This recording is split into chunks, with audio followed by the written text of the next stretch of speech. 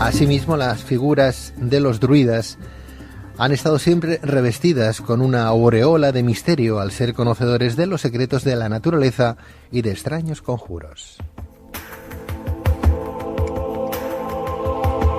Sin embargo, estos sacerdotes no dejaron por escrito ninguno de sus ancestrales conocimientos. Todo fue preservado de generación a generación a través de su tradición oral. No obstante, todas sus historias, leyendas y leyes celtas fueron transcritas 7 siglos después de Cristo, labor que realizaron los monjes celtas irlandeses. Pero, ¿qué era exactamente un druida? ¿Qué papel desempeñaba dentro de la sociedad celta? ¿Cuáles eran sus diferentes cultos y ritos? ¿Tenían poderes mágicos? ¿Cómo utilizaban el poder de las antiguas piedras para realizar sus rituales?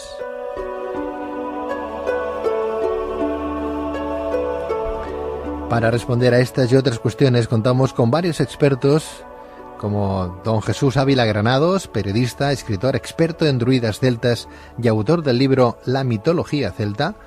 Don Jesús Ávila Granados, muy buenas noches. Hola, buenas noches, Pedro. Bienvenido, Jesús. Y vienes ya. Gracias, gusto en verte nuevamente por aquí. También está con nosotros don Pedro Palau Pons, periodista y escritor.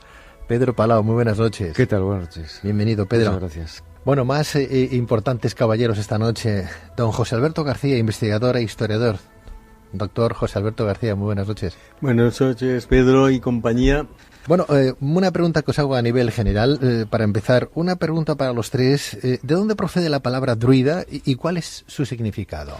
Druida sería algo así como el loco, el tarao, el chalao de los árboles, ¿no? Viene del término druir, y druir fue un término impuesto por los romanos, como Julio César intenta conquistar la guerra de las Galias, y lo que se consigue con ese término es definir a algo que los romanos, muy puestos, muy cuadriculados, no entendían, ¿no? Y era ese tipo de personas que estaban rezándole a los árboles, danzando alrededor de ellos, y que luego cuando se enfrentaban a los romanos en batalla, además, iban, y luego hablamos si quieres un poco de las guerras celtas, iban como locos. Entonces, toda esa aglomeración de locura para los romanos fue druir, el loco de los árboles, o el sabio de los árboles. O el hombre del roble. O el hombre del roble también, porque de hecho, como tú apuntas, Jesús, los robles eran el árbol más sagrado que tenían ellos. Más emblemático, lo mismo que los templarios era el fresno. Uh-huh. Pero ¿no también eran considerados la palabra para como rico en conocimiento también, o dru como cuidadoso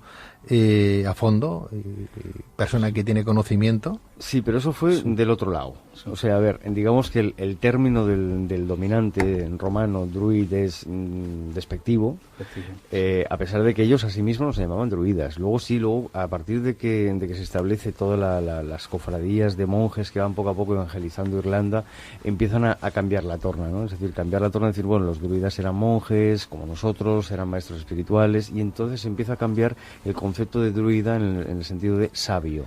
Ahí es cuando pero al principio era algo como un insulto, prácticamente. Vamos a hacer un poquito de historia antes de meternos en los neodruidas, en el paganismo del medievo, porque a partir de hay dos clases de celtas, ¿no? Los antiguos y los clásicos, y los neoceltas, que son los que a partir del siglo XI-XII, a través de diferentes corrientes y leyendas y tradiciones, empezaron a buscar. Es más, hoy ya tenemos una religión, como decíamos al principio.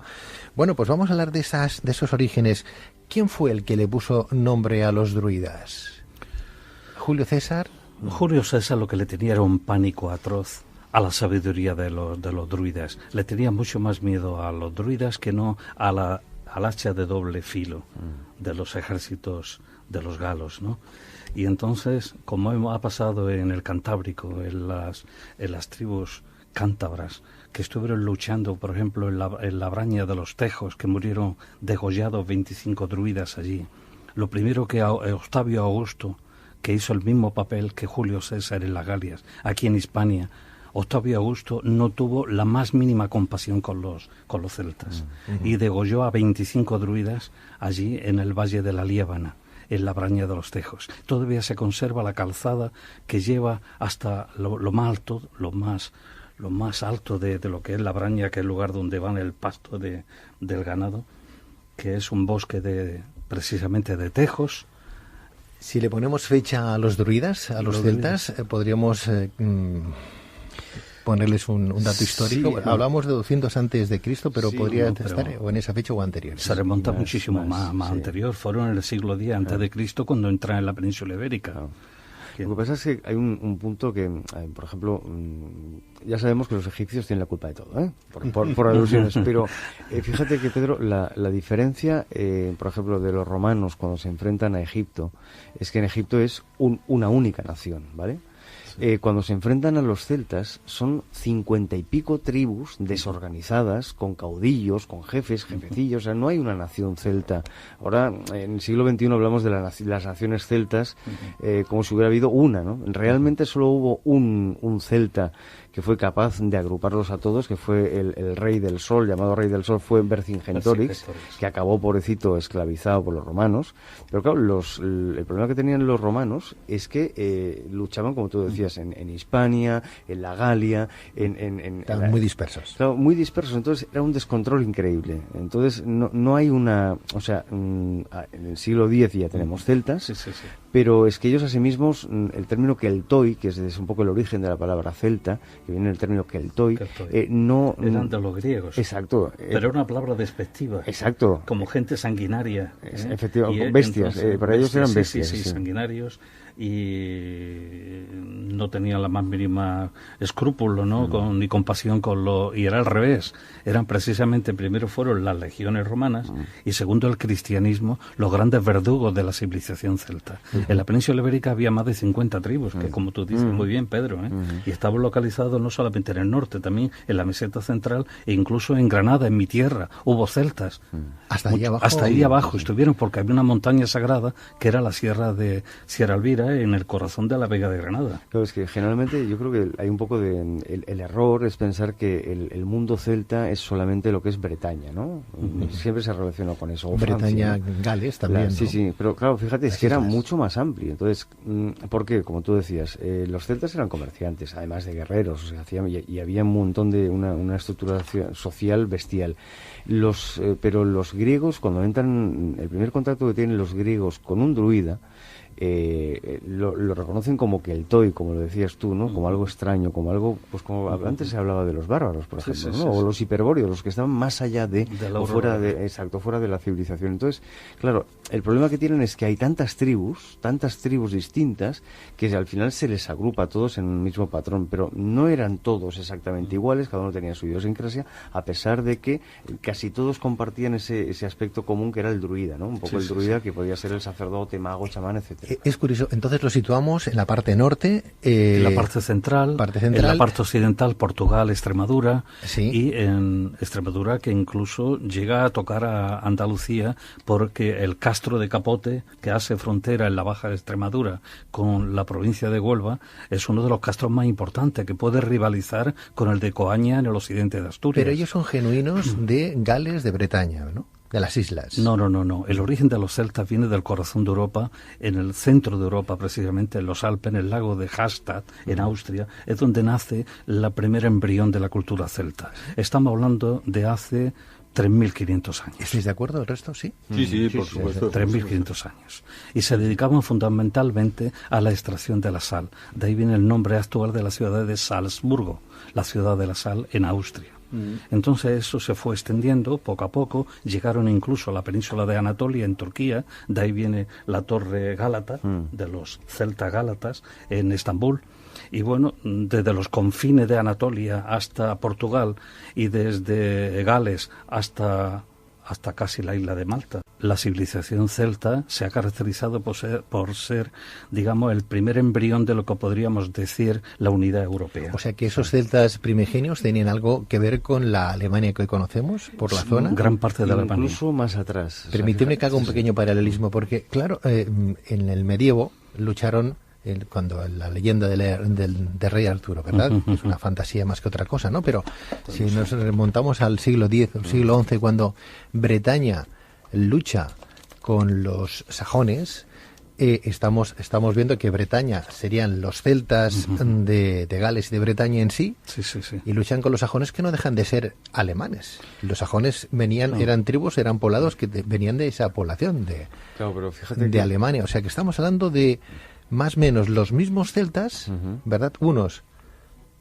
que defienden su terreno y otros que defienden a sus ancestros. Sí, pero incluso más atrás, Pedro. Fíjate que, por ejemplo, el origen celta lo tenemos que encontrar en el origen de los pueblos indoeuropeos a través de las diferentes migraciones, y ahí nos vamos a Egipto, y ahora ya sin broma, ¿no? O sea, cuando todas las migraciones de los pueblos asiáticos se van hacia la parte de India, hacia la parte de Asia, una parte derivarán hacia Europa, en Halstar, como tú comentabas, y ahí tenemos lo que serían celtas o la madre de la antigua población celta y los druidas, y los otros se van hacia Siberia, y ahí entramos en una primera separación, ¿no? Y es que aquellos místicos que viajan a Siberia acabarán convertidos en lo que hoy llamamos chamanes, que pasarán el estrecho de Bering y se irán hacia el continente americano, y aquellos místicos que atraviesen o que vayan al centro de Europa y se expandan por Europa serán convertidos en druidas. En sí el tronco es el mismo, es decir, porque tanto, si te fijas, tanto un chamán como un druida ama la naturaleza, tiene unos dioses en el entorno, es decir, la raíz es la misma,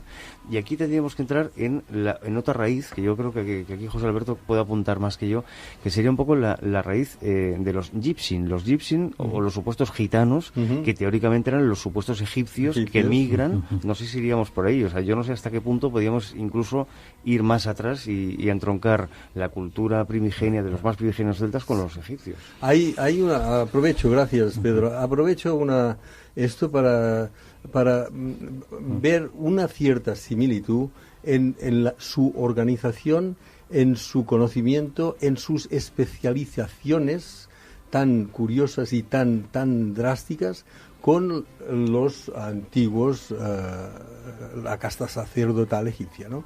No tenemos que olvidar que esto también estamos hablando de una casta sacerdotal, y que esta casta sacerdotal a mí siempre me inquieta saber qué hay detrás. O sea, sabemos todo esto que habéis explicado fantásticamente, pero nadie tiene el conocimiento de un día para otro. O sea, siempre el conocimiento, la cultura, siempre es a través de quién, quién les transmitió esto. Aquí podemos ir a lo que tú dices muy bien, a estos emigrantes de Egipto en aquellos tiempos que vinieron a Europa, y que lo sabemos, que muchos egipcios vinieron a Europa, y que, ¿por qué no?, vinieron con unos conocimientos que también la casta sacerdotal egipcia se los pasaba de boca a oreja, entre ellos, a pesar de que también quedaban grabados en papiros, ¿no? Pero hay una cosa muy curiosa en el tema, y es que hay unos nombres que son, si me lo permitís, los druids, que enseñaban el arte de la guerra y que disponían de poderes mágicos. Fijaos, cuidado. La similitud con de lo que estamos hablando. Exacto, que disponían de poderes mágicos, cuidado. Otros les llamaban virs o bardos, que eran los responsables de la tradición oral. Claro, esto que decimos, claro, la poesía. De boca a oreja. Entre ellos, siempre. Estamos hablando entre ellos. Y otros, los últimos, los fields, o videntes que predecían el futuro. Fijaos que también estamos hablando de aquellos sacerdotes egipcios que tenían una serie de especialidades, que unos se dedicaban a la astronomía, los otros a la medicina, y no se mezclaban, ¿no? Entonces eran hombres de gran sabiduría, eran hombres yo quiero pensar que toda su vida la dedicaron a esto, al conocimiento, a cada vez más, y que, por cierto, también utilizaban algo, si me lo permitís, entre comillas, vosotros que sabéis mucho más que yo, algo de alquimia, puesto que se dice que cortaban esta planta tan preciada para ellos con una hoz de oro. De oro, el muérdago. Exacto, el muérdago. Entonces, cogían de los árboles. Exacto, entonces el porqué, ¿no?, de por qué tenía que ser precisamente de oro, es toda una enigma, ¿no? Y es muy fácil, es que el oro Antes de que se inventara la moneda de cambio, los celtas utilizaban el oro como método para intercambiar como muy bien has dicho, eran grandes comerciantes. Pero no nos olvidemos que los celtas también eran grandes ganaderos. Era un pueblo nómada que se desplazaba con grandes cantidades de ganado vacuno, lanar, y eran ellos los que abrieron la ruta, la cañada de transhumancia, que tanto lo debemos en nuestros días. Luego la Mesta en los siglos medievales sigue las mismas rutas que ellos establecieron. Y también eran grandes campesinos. Elaboraron los primeros vinos de Garnacha de España, la elaboraron ellos. Está demostrado en la ciudad de Segesta, que era la capital de los velos, en el Valle del Jiloca. Ellos crean la variedad Garnacha y elaboran el primer vino. Y entonces, según los depósitos que se han encontrado, era para más de 2.000 litros. Por lo tanto, era muy superior a la cantidad de personas que habían ahí, lo que demuestra de que ya se exportaba a través de los hilercabones en el Valle del Ebro a los griegos. Es decir, utilizaban sus primos hermanos, que eran los iberos, nunca combatieron celtas e iberos, nunca se desnudaron la espada unos contra otros, porque se consideraban primos hermanos. Y entonces unos eran de otro tipo, eran más artesanos, a lo mejor los iberos, pero también eran guerreros.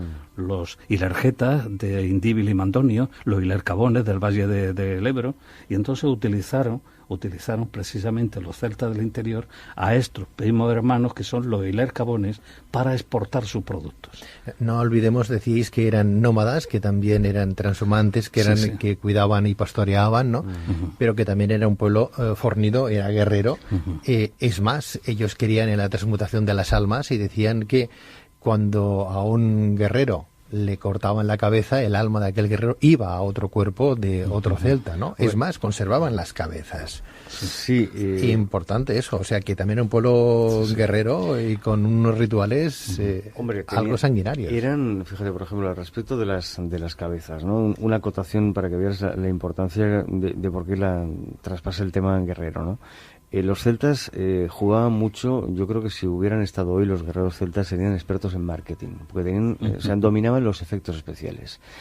Acudían generalmente desnudos a la batalla. Y cantando, borrachos, exhibiendo sus partes. Claro, tú imagínate unos taraos en medio de la montaña que se encalaban, llevaban pelo largo, se encalaban en los cabellos, se los ponían en punta y muchas veces se encalaban el cuerpo. Entonces tú imagínate las tropas romanas formadas en escuadra de tortuga, de cuadrante, de no sé qué, súper bien puestos. Un pequeño paréntesis y sigues tú, para ilustrarlo. Sí. La película Gladiator, al principio de todo hay una lucha en Hispania del general de los ejércitos hispanos contra los celtas. Se acerca bastante. ¿Son esos celtas los que tú estás describiendo? Serían esos, pero yo creo que me quedaría más con Bradgear.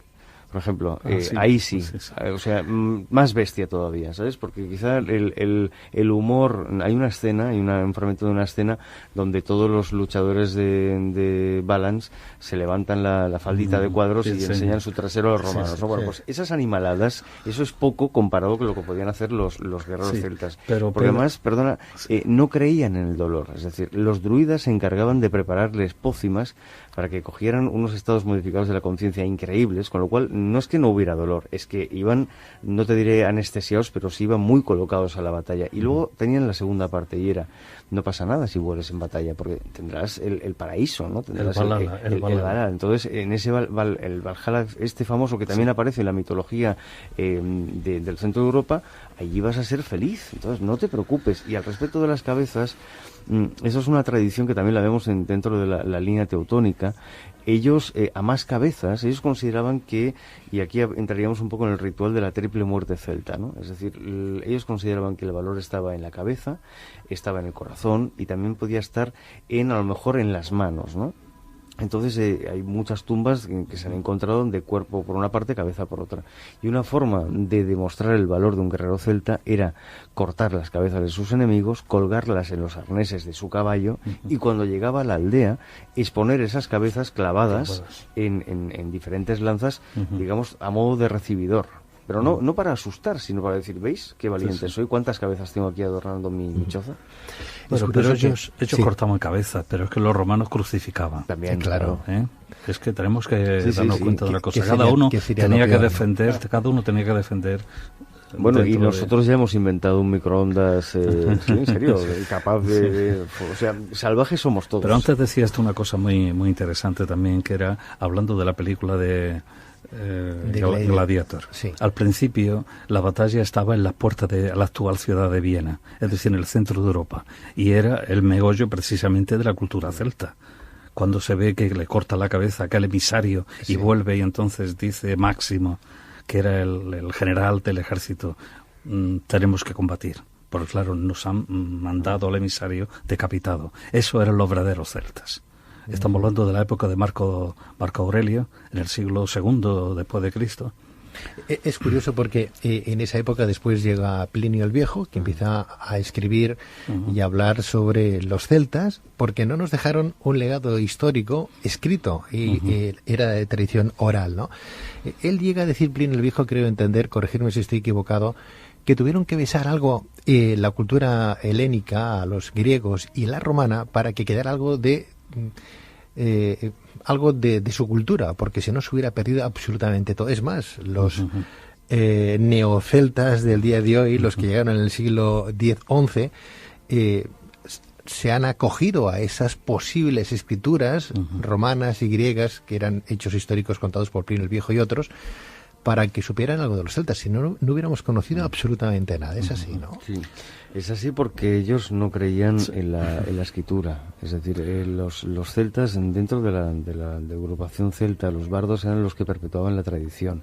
La perpetuaban con canciones, con versos, etcétera, ¿no? Entonces, consideraban que la escritura embrutecía el conocimiento de las palabras. Lo que hacían era mantener lenguajes secretos. Luego aparece el lenguaje ogámico, que es un lenguaje con símbolos, muy parecido al rúnico, aunque las runas no tienen nada que ver directamente con el mundo druida, sino que son vikingas, ¿no? Son posteriores. Exacto. Entonces, ¿utilizaron las runas los celtas o no? Bueno, la última etapa puede ser, pero simplemente por un paralelismo histórico. Los celtas ya estaban en decadencia. Lógicamente, cuando los romanos le dan el toque mortal en los siglos I y II después de Cristo, y luego comienza la parte posterior, que fue todavía más cruel, que era la Iglesia Católica. Pero recogiendo lo que decías, realmente a quien le deberíamos dar las gracias, y parece una paradoja, de saber lo que sabemos, buena parte de lo que sabemos de los celtas, es al que acabó con ellos, ¿no? Que es a Julio César, que redacta la crónica a la Guerra de las Galias, y que es realmente el que explica. Plinio también, ¿no? Pero Julio es el que un poco se ocupa de explicar cómo funcionan a nivel social, a nivel batallas. No entra Julio en el contexto más puramente ritual o religioso, explica algo, pero no profundiza, cosa que sí hará Plinio o harán otros investigadores después, ¿no? Pero realmente es lo que tú decías, Pedro, si no hubiera sido porque los griegos y algunos investigadores o historiadores romanos se ocupan de perpetuar ese conocimiento, hoy sabríamos que hubo un pueblo por ahí perdido, pero tendríamos pictogramas, piedras, dólmenes, pero no sabríamos casi nada de ellos. ¿Pero qué método utilizó Julio César para vencer a Vercingetorix?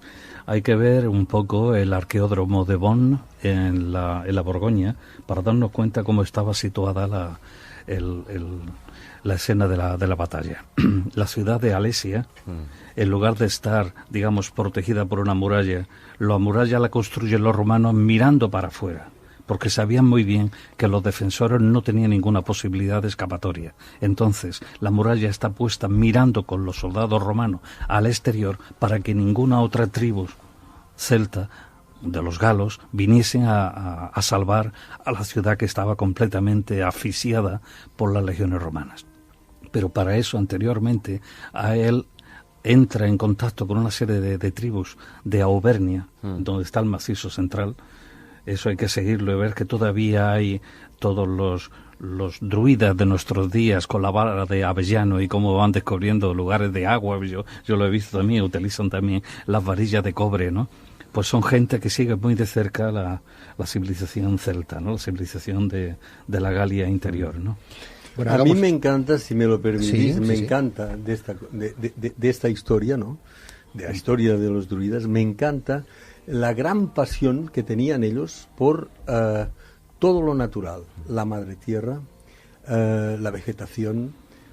Buscaban puntos telúricos en aquella época, cuidado, puntos telúricos que adoraban y que construían dólmenes o menires encima de estos puntos, o como muy bien dices, corrientes de agua y tal, pero siempre buscando algo positivo dentro de la naturaleza, ¿no?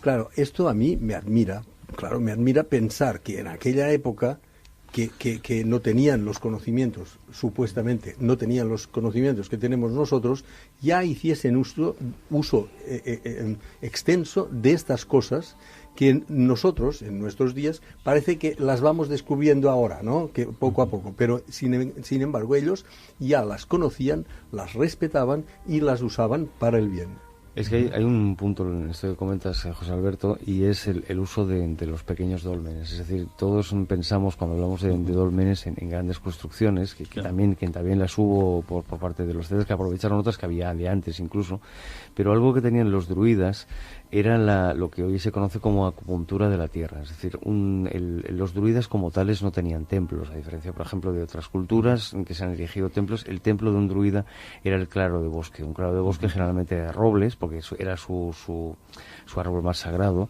Y entonces una forma de proteger ese templo, claro, tú llegas a un bosque y ves robles, si no eres druida o no sabes lo que hay. Una forma de marcar esos templos era con lo que ellos eran pequeños dólmenes móviles, eran pequeñas piedrecitas que colocaban en zonas estratégicas del camino para primero activar la energía de la tierra de esos lugares, y luego aprovechaban también saltos de agua y un montón de cascadas, lagos, pero claro, tú ibas allí y no veías nada, o sea, veías simplemente la naturaleza, un bosque, un salto de agua, pero todo aquello estaba trabajado, estaba acupuntado, siguiendo dos líneas, una las líneas telúricas de la Tierra y otra la posición de las estrellas. Es decir, los druidas los celtas también, los druidas tenían conocimiento estelar desde un punto de vista del suyo, claro. Los solsticios los controlaban a la perfección, y tenían todo un control sobre las posiciones lunares, y tenían su propio calendario que era distinto del nuestro, que era un calendario lunar a diferencia del nuestro, y que lo que hacía era marcarles exactamente las diferentes estaciones y momentos. ¿Y qué fiesta hacían, Pedro? Explícanos.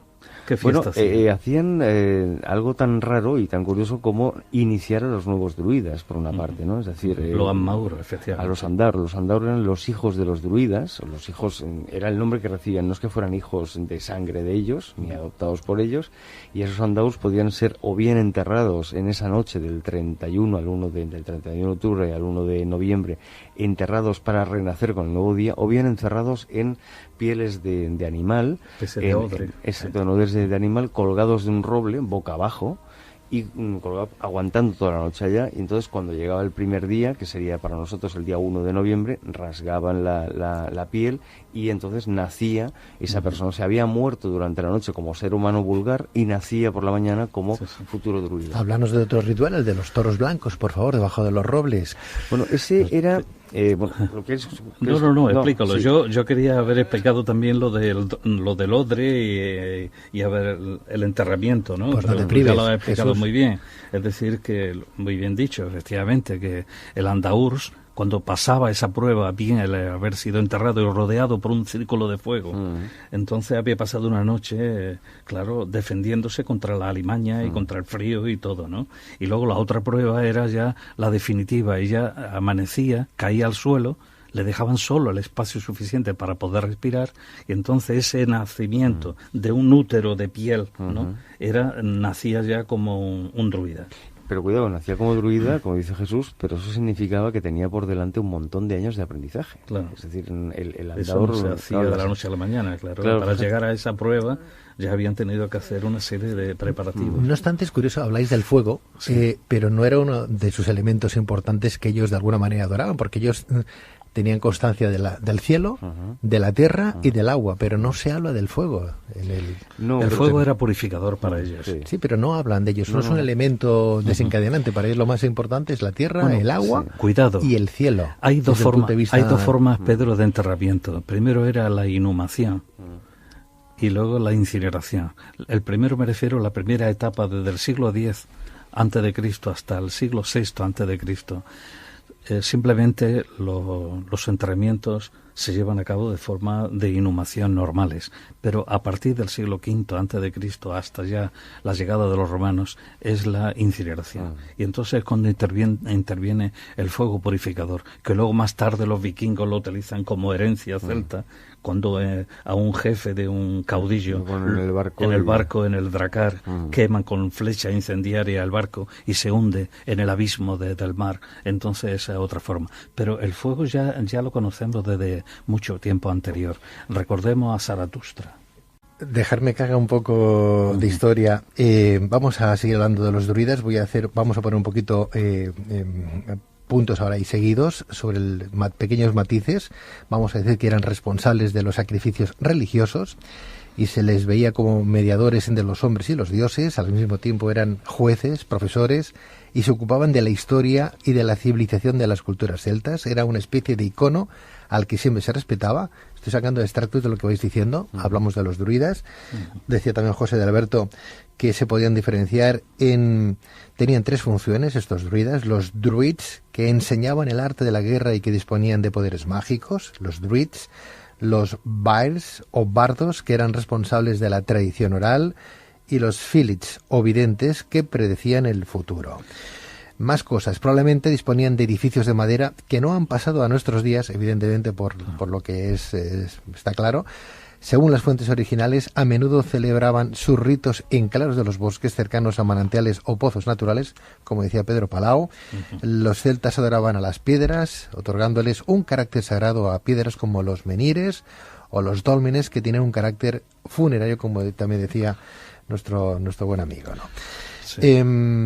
Hay que decir que los celtas creían en una concepción religiosa, que creían que los dioses estaban por todas partes. Cada árbol, cada fuente, lago, montaña tenía su espíritu y cada tribu tenía su propio dios o diosa. O sea, era una cultura animista. Sí, totalmente relacionada con la naturaleza. Dios estaba en todas partes. No mataban por placer, sino por la necesidad. En ese sentido también los templarios no eran cazadores, tenían prohibida la caza. De todas formas, fíjate que a pesar de que Dios estaba en todas partes, sí establecían rangos. Es decir, el rango supremo para ellos, ellos creían que cada persona tenía 3 divinidades. Por eso les fue tan fácil luego cuando llega San Patricio, por eso fue tan fácil para la Iglesia Católica convertir a los seguidores de los druidas en cristianos, ¿no? Por una parte, ellos decían que cada hombre era 3 en 1, como la Trinidad, ¿no? Todos tenían 3 árboles: el árbol que te protegía cuando tú nacías, el árbol interior y el árbol que encontrarías en tu camino. Dentro de esos árboles, el que para ellos era el hijo de todos los grandes dioses era el roble. El roble era el árbol más sagrado de todos. Luego tenía el avellano también. El tejo también. El tejo era el árbol de la vida y la muerte, porque el tejo tiene la corteza que no la puede probar porque claro, es venenosa. Es venenosa y debajo del tejo recordarás, Jesús, que se tumbaban los druidas para hacer las ceremonias de muerte, porque inhalaban el sudor, las elongaciones del tejo y quedaban en catarsis, ¿no? Y del avellano y del roble lo que hacían era sacar el muérdago. Que tú antes, Pedro, comentabas lo de los bueyes blancos.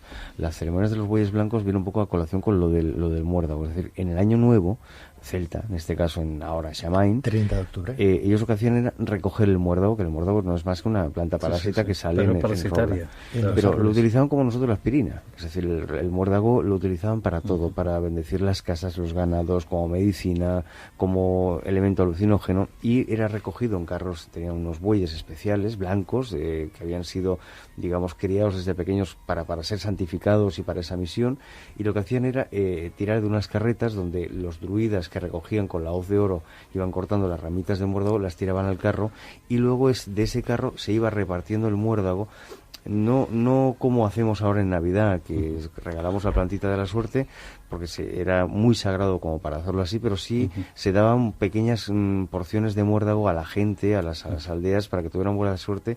Y ese camino que habían transitado los bueyes se consideraba como sagrado. Pedro, otra cosa, no nos olvidemos del papel de la mujer. El papel de la mujer en la cultura celta. Ellos fueron los que establecen que no debería de haber mucha diferencia entre el hombre y la mujer. Por primera vez en todo lo que ha habido de civilizaciones anteriores a los celtas, un pueblo como el celta establece una jerarquía importante. Tal es así de que la familia no era patriarcal, sino que era matriarcal. Exacto. Y del hecho hay un dato muy interesante que es el acto de la cobada. El acto de la cobada, que cuando la mujer da a luz, la sala más importante de la habitación, más lujosa, entre comillas, la compartía el hombre en solitario, para que todas las malas influencias se fuesen para él y en cambio se olvidaran de la sala más humilde, que donde estaba la madre dando la teta incluso en el nacimiento, para engañar, porque ellos creían también en lo nefasto, creían en la presencia de demonios, por decirlo de alguna forma, para que engañar a estos demonios. Lo que hacían era, cuando la mujer daba luz, el que gritaba era él. Sí. O sea, salía fuera a gritar, simulaba un parto el hombre, para que realmente los espíritus fueran a poseerle a él o a la supuesta criatura que él tendría, para que quedase libre el hijo. Hablemos ahora, que habláis de espíritus, de los dioses de los druidas, de los celtas, ¿no? ¿Cuáles eran? El dios supremo era Odín, que era el dios del Olimpo celta. Luego teníamos a Lugh, que era el dios de la cultura, de los bosques, de los temas mucho más relajantes. Lo que llama la atención es que luego el cristianismo se fue apoderando de estos dioses y le cambió el nombre. Bueno, por ejemplo, vamos a poner, por ejemplo, Lugh. Los romanos lo llaman Mercurio y los cristianos San Miguel Arcángel. Belenus era el dios del fuego. Los romanos le llaman Vulcano y nosotros San Lorenzo, relacionado con el astro rey. Netón, el dios de las aguas, Neptuno para los romanos y la Virgen del Carmen para los cristianos. De ahí que muchas tradiciones que hoy celebramos dentro de la comunidad católica o cristiana son rituales y festividades paganas, provenientes de los celtas. La mayoría de la fiesta que se celebra, lo que es andar sobre la brasa de San Pedro Manrique en Soria, es una fiesta totalmente celta. Es una fiesta de purificación. Escalar el Mayo, que es el poste ese que incluso le pone un poco para que te resbale y te sea totalmente difícil subir hasta arriba, pues también es celta, ¿no? Estamos totalmente impregnados. Yo he hecho aquí una lista, si me lo permitís. Sí, ahora recito lo que he estado escribiendo hoy para que no se me olvide, y si me lo permitís lo voy a decir. ¿Qué le debemos a los celtas? Entre otras cosas, la tradición agraria, que ya hemos hablado antes, la invención de la azada. Ellos fueron los grandes ganaderos de la antigüedad. Las cañadas de transhumancia, tenemos los berracos como referencia, que los berracos no eran toros, eran jabalíes. Eran jabalíes, ¿verdad, Pedro? Después tenemos la apicultura. La palabra colmena es de origen celta. Y los cortines, que eran los espacios de piedras que se conservan en el occidente de Asturias para preservar las colmenas del ataque de los osos. El uso del pantalón era la primera cultura que viste de pantalón el hombre, porque los romanos llevaban faldilla como los griegos y como los egipcios. La llegada del hierro coincide también con otra cultura que vinieron, que eran, pues... bueno, en parte con la cultura jastática también. La cultura jastática. Y hay una cosa, perdona, ahora que hablas de algunos inventos, inventaron el jabón. O sea, ellos son los que inventan en parte el jabón y los que popularizan el jabón en Europa, ¿no? A pesar de esa fama de que tenían, de que eran unos guarros y unos desalmados y unos brutos. Es que el concepto que hemos llegado, esto no, lamentablemente no tiene nada que ver con la realidad. Las barracas de agricultor, también conocidas como barraca de viña en Cataluña, eran de origen celta. La protección de los cereales, la potenciación de la elaboración del pan, la elaboración del vino. Hemos hablado antes de la variedad de la garnacha, la cría y doma de caballos salvajes, la rapa das bestas en Galicia. Que aquí quisiera haceros, me permites, un apunte. Los mejores jinetes que acabó contratando el ejército romano eran precisamente los jinetes celtas, porque tenían la rapa das bestas que se hacen en Galicia, es una prueba más, ¿no? O sea, tenían un control absoluto sobre el arte de la gente, ¿cómo se llama? De la doma del caballo, y eran los mejores jinetes de todos los que había en Europa. Tanto es así que cuando ya Roma ha conquistado a los celtas, contratan, solo había un problema, y es que no seguían las directrices ni las formaciones. Este era el problema de que los romanos sí, ¿no? Pero por lo demás eran los mejores jinetes conocidos en Europa. No obstante, ¿cómo tenemos tanto conocimiento de lo que nos legaron los celtas si no nos dejaron nada escrito? Fueron a través de los romanos. Pues ahí está el valor de la cosa, porque eso significa que también le quitarían, porque los ganadores son siempre los que cuentan las crónicas, ¿no? Los ganadores les quitarían atributos. El mérito de los celtas es que, aunque no han dejado nada escrito, ha quedado su testimonio cultural. Menos mal. Sí, no, y luego también gracias a las fiestas de origen de los solsticios de verano y de invierno, como tú has dicho antes, Pedro, la elaboración del orujo gallego, el cántabro y astur, ¿no? La música celta. Tenemos que acordarnos que la sardana y la jota son de origen celta también, porque es un rito en torno al sol. El establecimiento de las rutas comerciales en Iberia, después concretada con la calzada y vía de comunicación de la Hispania romana. El Camino de Santiago ya lo establecieron ellos. El papel de la mujer en la Iberia celta, la explotación de los minerales en la cantera del noroeste, el caso, por ejemplo, de las médulas. Los romanos lo que hicieron fue continuar la extracción de oro, que fue lo que financió todas las grandes campañas. La fijación de los enclaves sagrados sobre lugares de energía terrestre. Esto es un dato muy interesante para recordar que anteriormente a los celtas, los pueblos neolíticos, el pueblo de la cultura del vaso campaniforme, el apéndice de Botón, todos los pueblos de la Edad del Bronce, eran pueblos que dejaron una cerámica muy importante, pero faltaba el dato crucial que dejaron los celtas, que eran los druidas, el conocimiento supremo y el aprovechamiento de los lugares de poder y de energía. Antes hablamos de películas que nos hacían ver o ilustrar desde el punto de vista gráfico cómo eran los celtas de aquella época. Antes hablabas tú de Braveheart, por ejemplo. Hemos hablado también de Gladiator, en esas pequeñas luchas en Hispania, ¿verdad? Más que en Hispania, en Viena, decías, Jesús. Pero me gustaría a mí seguir hablando de esa cultura, de esa tradición, de esas luchas, ¿no? ¿Podemos situar a los celtas en el día de hoy en un punto estratégico que alguna película, por ejemplo, nos sale de algún rey famoso por su cultura, por sus druidas y druidesas malas, como Avalón, como el rey Arturo, el bosque de Broceliande, exacto, como el mago Merlín y compañía? ¿Podemos situarlo en algún lugar pues o no? Sí, totalmente. ¿O es fantasía todo? A ver, es fantasía. El rey Arturo tampoco se sabe a ciencia cierta si existió o no.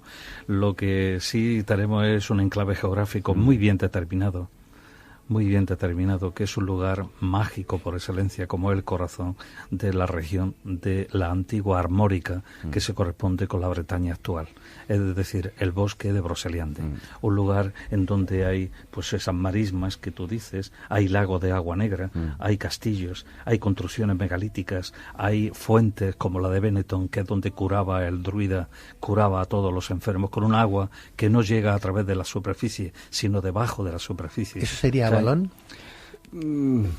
Avalón es un reino de las manzanas. Significa eso. ¿Sí? Significa eso. Lo que pasa es que eso que tú comentas, Jesús, o sea, realmente el centro del universo celta podría ser Broceliande, en ese caso, ¿no? Sí.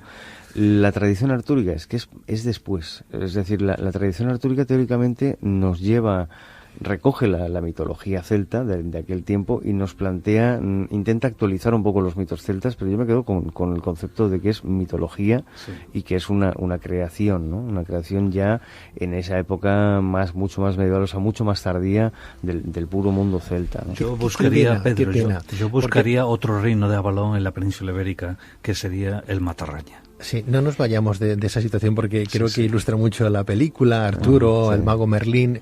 Claro, de alguna manera esas epopeyas, esa leyenda quiere demostrar cómo eran los celtas, ¿no? Que había un rey Arturo que era digno, que era humilde, que era cercano, que era buena persona, que tenía a su mago Merlín, que era el gran druida, ¿no? Que conocía la tierra, los lagos, la fuerza, Excalibur, la espada típica, que estaba clavada en la roca y había que... Si me lo permitís, me gustaría citar algunas cosas tangibles, porque estamos hablando de una historia que lo es y que es real, ¿no? Pero cosas tangibles que tenemos ahora y aquí, ¿no? Una de ellas es Roslin, está inspirada en puntos telúricos que ellos conocían. Roslin, que es la capilla que está súper importante. a 80 kilómetros al sur de Edimburgo. Exacto, y no solo la capilla, sino la línea, la línea rosa.